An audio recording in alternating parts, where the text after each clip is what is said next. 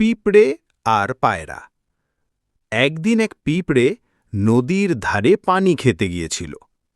হঠাৎ নদীর ঢেউয়ে ভেসে গিয়ে সে ডুবে যাওয়ার উপক্রম হল। তখন একটি পায়রা গাছের ডালে বসেছিল। পিঁপড়ের কষ্ট দেখে পায়রা দ্রুত একটি শুকনো পাতা নদীতে ফেলে দিল। পিঁপড়ে সেই পাতায় উঠে প্রাণে বাঁচল। কিছুদিন পর এক শিকারী ওই পায়রাটিকে ফাঁদে ধরতে চাইল। পিঁপড়ে বিষয়টা দেখে ফেলল।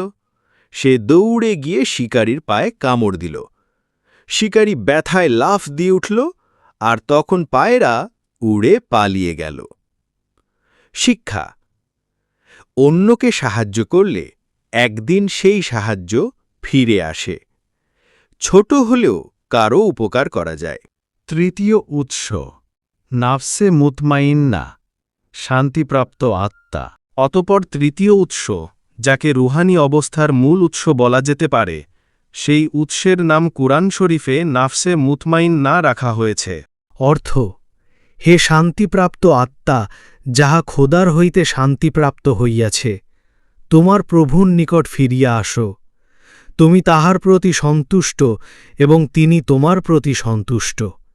সুতরাং আমার বান্দাদের অন্তর্ভুক্ত হও এবং আমার বেহেশতে প্রবেশ করো।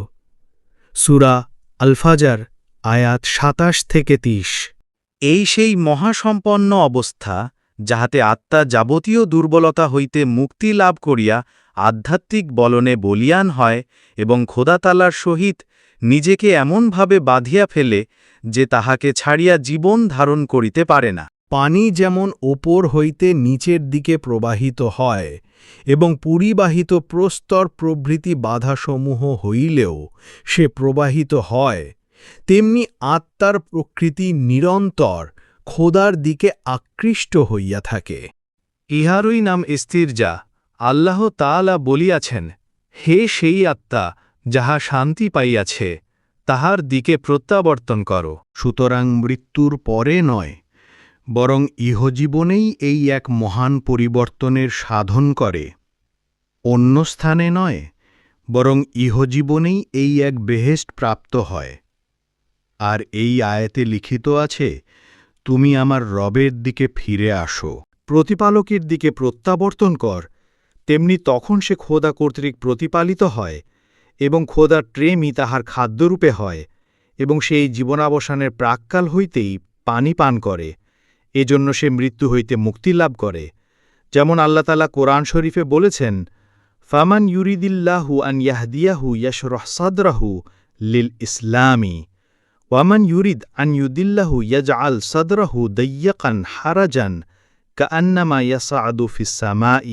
অর্থাৎ, যে ব্যক্তি পার্থিব আবেগসমূহ হইতে তাহার আত্মাকে মুক্ত করে, সে রক্ষা পায়, সে ধ্বংস হয় না। কিন্তু যে ব্যক্তি পার্থিব আবেগসমূহের আসল স্বভাবের আবেগসমূহের অন্তর্গত নিজ সচেতনতা হারাইয়া ফেলে, সে জীবন সম্পর্কে নিরাশ হইয়াছে। সূরা আল ইসরা 10-11। মানুষের অবস্থার ব্যাখ্যা: বস্তুত এই হীন তিনটি অবস্থা, যাহা অন্য কথায় দৈহিক, নৈতিক এবং আধ্যাত্মিক অবস্থা বলিয়া আখ্যায়িত হইতে পারে, যেহেতু প্রাকৃতিক উদ্ভাবনা বৃদ্ধি পাইলে প্রথমে এ যা রূপ পরিগ্রহ করে এবং অনেক সময় নৈতিক চরিত্র ও আধ্যাত্মিকতার সর্বাঙ্গীন সাধন করে, সেহেতু খোদা তাআলা পবিত্র গ্রন্থে ইহাকে নাফসের অর্থাৎ আত্মার ৩ অবস্থা বলিয়া আখ্যায়িত করিয়াছেন। যদি জিজ্ঞাসা করা হয় মানুষের দৈহিক প্রবৃত্তির উপর কুরআন শরীফের প্রতিক্রিয়া কি এবং উহার উপরে দিক নির্দেশনা দান করে এবং কাঙ্ক্ষিত কোথায় লইয়া যাইতে চায়, তাহা হইলে জানা আবশ্যক যে কুরআন শরীফের মতে মানুষের দৈহিক অবস্থা তাহার নৈতিক ও আধ্যাত্মিক অবস্থার সহিত অত্যন্ত নিবিড়ভাবে সম্পর্কযুক্ত। এমনকি মানুষের পানাহার পদ্ধতিও মানুষের নৈতিক ও আধ্যাত্মিকভাবে চিন্তাভাবনা করে আগাতে পারে। আলোচনা চলতে থাকবে।